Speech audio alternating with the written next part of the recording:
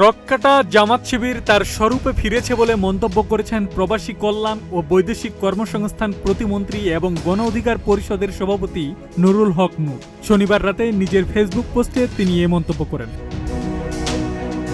নুরুল হক নূর অভিযোগ করেন, কুষ্টিয়ায় গণ অধিকার পরিষদের শান্তিপূর্ণ বিক্ষোভ সমাবেশে জামাতের কর্মীরা রামদা, হকি স্টিক, ছুরি ও চাপাতি নিয়ে হামলা চালিয়েছেন।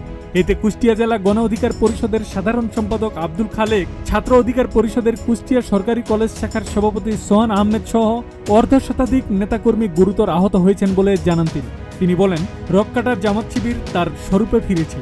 কুষ্টিয়া গণ অধিকার পরিষদের শান্তিপূর্ণ বিক্ষোভ সমাবেশে জামাতের সন্ত্রাসীরা রামদা, হকি স্টিক, ছুরি চাপাতে নিয়ে উপর্যুপরি হামলা করেছে। নুরু আরও বলেন, জামাত শিবিরের এই সন্ত্রাসী হামলার তীব্র নিন্দা ও প্রতিবাদ জানায়। একই সঙ্গে জামাত শিবিরকে স্মরণ করিয়ে দিতে চাই, গত ১.৫ দশক যেভাবে গুপ্ত ছিলেন, বাড়াবাড়ি করলে আজীবন গুপ্ত থাকার ব্যবস্থা করা হবে। এদিকে গণ অধিকার পরিষদের মুখপাত্র আবু হানিফ জানান, কুষ্টিয়ার সংসদ সদস্য আমির হামজার নেতাকর্মীদের হামলায় দলটির বেশ কয়েকজন নেতাকর্মী আহত হয়েছেন। তবে হামলার অভিযোগের বিষয়ে জামাত বা আমির হামজার পক্ষ থেকে তাৎক্ষণিক কোনো বক্তব্য পাওয়া যায়নি। আব্দুল সালাম, প্রজন্ম 24।